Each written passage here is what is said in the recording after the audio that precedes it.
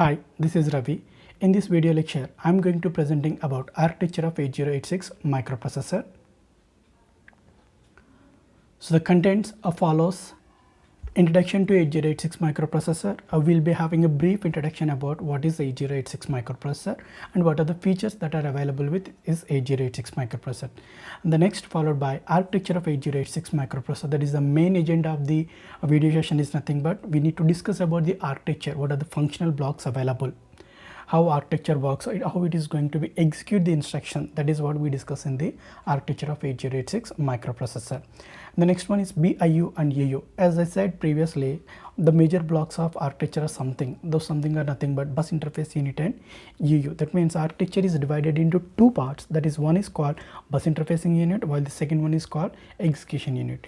The next one is nothing but a register organization of 8086. 8086 is a 16-bit processor. So it is having 14 16-bit registers. We need to discuss about all those registers. So what is the purpose of those registers, how the data operands will be takes place. The next one is nothing but under architecture, the part is nothing but ALU, arithmetic and logical unit. So this is what the major heart for the internal architecture. That means it is going to execute all the necessary operations. The next one is called Q, which is also known as pipelining. That is going to be speed of the processor. So now we'll see our first session, that is nothing but introduction to the 8086 microprocessor. The microprocessor 8086 is made of HMOS technology. What do you mean by HMOS? Is nothing but high performance metal oxide semiconductor. That means we have an IC, integrated circuit, that is nothing but a microprocessor. In order to manufacture not only microprocessor, any IC, suppose I say op-amp or 555 timer, all the ICs are manufactured, fabricated with some certain of technology. So out of that, HMOS is one of the technology. Nowadays processors will be manufactured with a different technology, HMOS, CMOS, PMOS, NMOS, by CMOS. But the 8086 microprocessor during that time manufactured with HMOS technology. So while using the HMOS technology to manufacture, that is to fabricate this particular 8086 microprocessor, it used 29,000 transistors. That means not only the transistors that are fabricated on the chip, in addition to the transistors, there are resistors, capacitors, and we also have diodes. The next one is it is available with 40-pin Julian pack line. So 20 on side and 20 on side. We are very familiar with what do you mean by Julian pack line, single pack line, quad pack line. So the next I'm moving on to what is the type of 8086 microprocessor. 8086 is a 16-bit processor. 16-bit processor in the sense it is going to perform operations on 8-bit, 16-bit as well as a few 32-bit operations. The next one is its ALU, internal registers, works with 16-bit binary word. So 16-bit binary word in the sense any data that should be accommodated within the 16 bits. And the next one I'm going to move on to the 8086 is a 16-bit data bus. Since 8086 is a 16-bit processor, that means the data line should be 16-bit. It is having 16 data lines. What do you mean by the data lines? Either the data lines or the address lines, they are nothing but simply conducting wires. Okay, while they are conducting, plus 5 volt supply will be given to that. While they are non-conducting, zero reference voltage is provided to that. It can read or write data to a memory or a port, either 16-bit or 8-bit at a time. It can perform a read operation as well as write operation onto the memory or from the memory to a port. Port here is nothing but a peripheral input or output device. And the next one is 8086 having 20-bit address bus. As I said already, we have along with the data bus, we also have a 20-bit address bus. So what do you mean by the address or data bus? They are nothing but simply conducting wires. So it can address up to 2 to the power of 20. That means the memory of any processor will be decided with the help of 2 to the power of the number of address lines. Here 2 to the power of number of address lines are nothing but 20. So we can have a memory of 1 MB memory. So that is what we call the physical memory, that is the on-chip memory available with the 8086 microprocessor. How they can be represented? So they can be represented with address locations of 0, 0, 0, 0, 0, H2, F, F, F, F, F, H. So this is nothing but every 0 is nothing but the first 0 will be represented with the binary values 4 zeros, second 0 will be represented with again 4 zeros, and so on. So for 5 zeros, 5 times 4 will be 20 bit, and similarly for 5 f's, 5 times 4 will be, and f will be represented in hexadecimal value with 4 ones, 4 ones, 4 ones, 4 ones, and so on. 20 ones are available. So this is having 20 bit address bus. So the addresses are 1 MB in size. They can be represented anywhere from 50H to 5Fh. Now the next one is the operating frequency. It is available with the different versions of frequencies from 3 MHz, 5 MHz, 6 MHz, 8 MHz, 10 MHz, even 11 MHz also available. A normal standard microprocessor, it is operating with 6 to 10 MHz frequency range. Now moving on to the our major slide. So that is nothing but the architecture. If you see in the architecture is divided into bus interface unit and execution unit.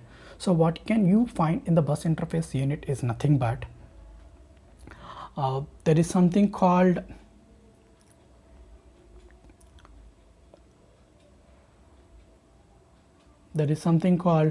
address conversion mechanism, segment registers below that, CS, SS, DS, ES, IP, and also we will be having instruction queue. So these three are the major components that are available in the particular bus interface unit. The next one is nothing but execution unit. In the execution unit you can find arithmetic and logical units, that is the ALU, operands, flags, and above to the ALU we can also have control unit, and the left hand side we are also having what general purpose as well as the important registers. So this is what the particular architecture contains. So the architecture is divided basically into what? Bus interface unit as well as execution unit. Let me show the bus interface unit. This entire part will be nothing but bus interface unit, while this part, the bottom part with the dashes lines, will be represented with the execution unit. Now we'll discuss in detail about what do you mean by bus interface unit and what do you mean by execution unit. The bus interface unit, the BIU fetches instructions, reads and writes data, and computes the 20-bit address. So as I said earlier, 8086 is having 2 to the power of 20, that is nothing but 1 MB physical memory. So that is the range from 50H to 5Fh. In order to compute the 20-bit address bus, we use the BIU. So what it takes is nothing but it will be helpful to compute the 20-bit address, as well as it will also fetches the instructions, reads, writes. That means the instruction is available somewhere in the memory, that is going to be fetch, and in the memory it will perform a read operation. It will go to some memory location. In that location the data will be read, or some data is going to be write in that memory location. That the same thing is also performed by the bus interface unit. In addition to that, the BIU is under the control of execution unit. So on the second line you can see that BIU handles all the data transfers and address on the BIU on the buses for EU. That means what is the requirement for the EU execution unit, all those requirements will be helped with the help of bus interface unit. The next one, last but one, EU executes instructions from the instruction system byte queue. So there is one more block in the bus interface unit, that is nothing but 6-byte queue. Again I will repeat that 6-byte queue at the end of the topic. So the 6-byte queue will be stores a pipelining type instructions. So the instruction will be taken by the execution unit and that is going to be executed by ALU. So this is what bus interface unit. I can conclude that BIU is nothing but it will helping the execution unit to execute a certain program. How means, first it is going to be identify an address available in the memory location. Once the address is identified in the memory, the data can be read or written into that location. Once it is over, the EE is now ready to execute that instruction. How it is going to execute means BIU will takes the instructions available in the memory and puts in a 6-bytes queue, or which is also called as a pipelining process. So prefetcher. So the instructions will be taken out from the particular 6-byte queue and now EU will be executed with the help of a decoder, ALU, and etc. Now moving on to the next slide, that is nothing but execution unit. Already we had a discussion about this in the previous one. The EU contains control circuitry, instruction decoder, ALU, pointers, index registers, and flag registers. What does it contains? The EU contains control circuitry. Control circuitry is nothing but that is going to be produce the necessary machine cycles for this much of program or for this particular instruction. How many machine cycles are required? That will be provided with the help of control circuitry. The next one is nothing but instruction decoder. The response of the instruction decoder is nothing but it is going to be convert the available instruction into executable form, decoding. And the next one is a ALU. As we know that ALU will perform arithmetic logical operations. And pointers, in 8086 microprocessor there are basically 3 pointers are available. One is instruction pointer. This is dedicated completely with the program memory, so it will always point the address of next instruction to be fetched, so that is the reserved one. So we are never going to use that instruction pointer, that is IP register. And 2 more pointers called base pointer and stack pointer. Stack pointer will works with a segment register, and similar to that base pointer. The next one is index register. There are 2 index registers available. One is called source index and the next one is called destination index. They are used to point an address location, that is nothing but offset address location. And the next one, flags register. 8086 supports for 16-bit flag register. Out of the 16-bit, it doesn't use all the 16 bits. It uses only 11 bits, whereas the remaining 5 bits are reserved for future purpose. We'll discuss that in the continuation. So now line by line, if you see that EU tells the BIU where to fetch the instruction and data. As we discussed earlier, BIU is going to help EU, that means which location, what data need to perform either read or write operation. The next one is nothing but EU decodes and execute the instruction using the 16-bit ALU. There is a block called ALU as well as a decoder. So by using decoder and 16-bit ALU, it will decode and execute that particular program. The next one is decoder translates instructions into series of actions which EU carries out. That means what to be performed for the decoded instruction. ALU can perform arithmetic and logical operations, as we familiar. Control circuitry directs internal operations. Internal operations in the sense the clock frequency ranges, machine cycles, whatever needed for that. So this is what the diagram represent a register organization of 8086 microprocessor. So what do we have? The registers are the registers of 8086 microprocessor are classified into the following sections. The first one is called general purpose registers. In the general purpose registers, we use 4 registers called AX, BX, CX and DX. AX, BX, CX and DX. So what is the purpose of these registers? These are temporary registers or general purpose registers. They used to hold the data for the frequent operations. Instead of depending on the main memory, we can depend on these general purpose registers. AX or AL. AX can be used as 2 8-bit registers called AL and AH. The word A stands for in AX is nothing but accumulator, which holds one of the input operand as well as part of the result or whole result for a few operations. The next one is BX register, which is a 16-bit register again, and which can be used as 2 8-bit registers as BL and BH. In the BX, the B represents base register. The next one is counter. CX is a 16-bit counter register where we can use as 2 8-bit register counters as CL and CH. C stands for counter. The next one, DX register, which is also again 16-bit register. Again further we can use as 2 8-bit registers of DL and DH. The D of DX represents as data registers. These 4 are the general purpose register. The main purpose of these registers are to hold the input operands. Okay.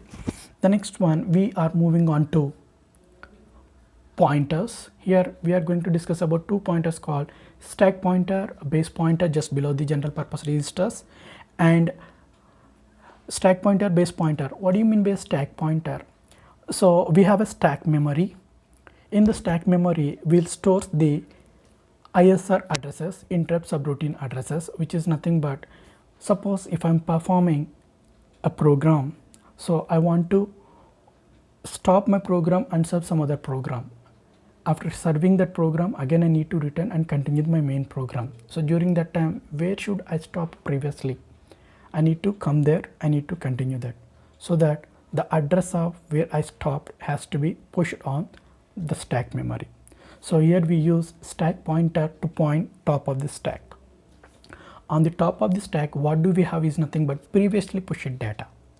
Okay. Stack pointer is always works with a segment register called SS, that is nothing but stack segment. We'll discuss that on the above points. The next one is index registers, base pointer. Base pointer holds an offset address of any data segment. There are several data segments available. So what do you mean by the segments? I'll tell you later. So base pointer will point the offset address of a segment register. Mostly it is a data segment register. The next two are source index and destination index. That is nothing but index registers. They used mostly for performing string operations. String operations are nothing but group of characters. If I'm performing with numbers, I use a different registers. The same way, if I'm going to performing with the characters, English alphabetical characters, I'm using the string instructions or the string pointers, that is nothing but SI and DI. And above that, I'll come back to flags later. Above that you can see here, so we have the segment registers. There are 4 segment registers: code segment, extra segment, stack segment, and data segment. So what do you mean by the code segment?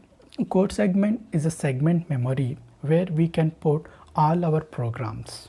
The next one is nothing but data segment.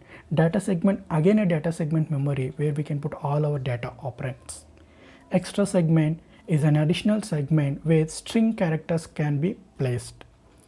And stack segment, as I told you already, the memory locations of subprogram or the main program or subroutine will be available in the stack segment memory. These are the 4 segment registers we use. So what do you mean by segmentation? Segmentation is nothing but 8086 microprocessor contains 1 MB physical memory. That 1 MB physical memory is divided into 16 logical segments. 1 MB physical memory is divided into 16 logical segments. That means the size of each and every segment is nothing but 64 KB.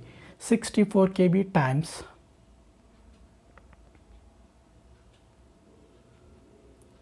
16 logical segments gives us 1 MB physical memory. What do we have? 64 KB. Each and every segment size is 64 KB. How many segments we have? 16 logical segments. When we multiply that, we obtain the 1 MB physical memory. That means 1 MB is divided into 16 logical segments with each of 64 KB size. The next one is IP, instruction pointer. As I said previously, IP points the address of next executable instruction. Suppose I'm having 5 instructions in a program. I executed the first instruction, I executed with the second instruction. Next I need to execute the third instruction. How should I know? I'm going to execute the third instruction. The address is held by IP. Once the first instruction is going to be executed, the IP points the address of the second instruction. If the second instruction is going to be executed, the IP points the third instruction's address. Similarly, the third instruction, the same way, if 100th instruction is going to be executed, 101 instruction is pointed by IP. This is not always true. In some cases, for a loop operations, IP may changes. Instead of sequence, it may points anywhere in the segment memory. So that is what IP. And now we'll discuss about the flag registers. So as I told you already, we have a 16-bit flag register. Out of the 16-bit flags, we use only 9 flags. That is nothing but 7 are undefined. As I told you previously, I think, sorry for that. 11 bits we are using, not No, we are not using 11, we are using only 9. So these 9 flags are divided into 2 categories called conditional code flags, and the next one is nothing but control flags. Conditional code flags are the responses by the results of the ALU. ALU is going to perform an operation. After executing the operation, there will be some status for that particular operation. The status will be updated on the conditional code flags. The next one is nothing but control flags. The sequence of the program is going to be controlled with the help of control flags. So how do we remember the identification of this particular flags? I'll make a video, the shortcuts, tricks to remember the flag register in the next session, so you can learn from there. So now the U represents here is nothing but undefined. That means they reserved for future purpose. In the future, if the 8086 is going to be updated with some other version, maybe some other flags can be comes and they can be occupied the U that is undefined. Okay, that was not done. Now the first flag you can see is nothing but carry flag. What do you mean by carry flag? As the name indicate, it is a carry. When I add 2 8 bits or 2 16 bits, if I got an extra bit, that means a 9th bit or a 17th bit, after adding 2 8 bits, if I get an extra bit, that is a carry. Or after adding 2 16 bits, if I get an extra bit, that is 17 bit, then automatically carry flag will get sets. Not only for addition the carry flag is going to set, even for the subtraction, if I subtract 2 8 bits or 2 16 bits, an extra bit comes, means automatically carry flag is going to be set. The next one is nothing but parity flag. The parity, which will identifies the number of ones, whether it is an even number of ones or odd number of ones. If I find even number of ones in my result, then automatically parity flag is going to be set by 1. If my ones are odd, then automatically what happens? It will be 0. The next one is nothing but auxiliary carry flag. So we have a 16-bit data. 16-bit data is nothing but combination of 4 nibbles. That means 4 bits are called 1 nibble.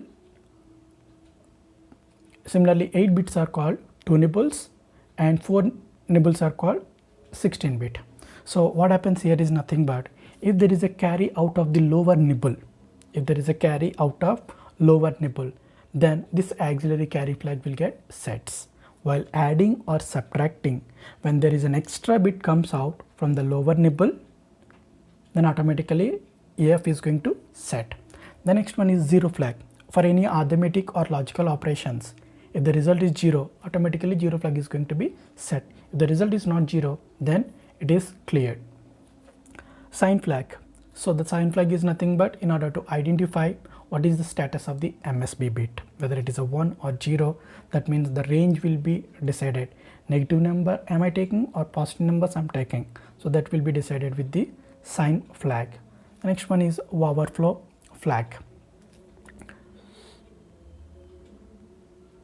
The overflow flag we use for signed addition and signed subtractions. The next we discuss about the trap flag. When we set trap flag by using a set of instruction, the processor will enters into the single step execution. The next one is interrupt flag. If an interrupt is present and that is going to be disturb the microprocessor main program, the interrupt flag is going to be set. Similarly, direction flag. In order to transfer the data from small address to the large address or large address to the small address, we use the direction flag. If we set the direction flag, then the data will be transferred from maximum address towards the minimum address. If we clear the direction flag, then the data will be transferred from lower address to the higher addresses. So where it is going to transfer means from the data segment to the extra segment. Direction flag is mostly used for string operations. ALU, as we know that ALU stands for arithmetic logical units. It performs math operations like 8 or 16-bit addition, subtraction, data conversions, logical operations like AND or XOR NOT, increment, decrement and shift operations. So we are very familiar. I'm not going to discuss in detail about the ALU. The next one, the most important topic, is nothing but 6 bytes instruction queue, where mostly it can be represented as prefetcher. So what is the purpose of 6 bytes instruction queue?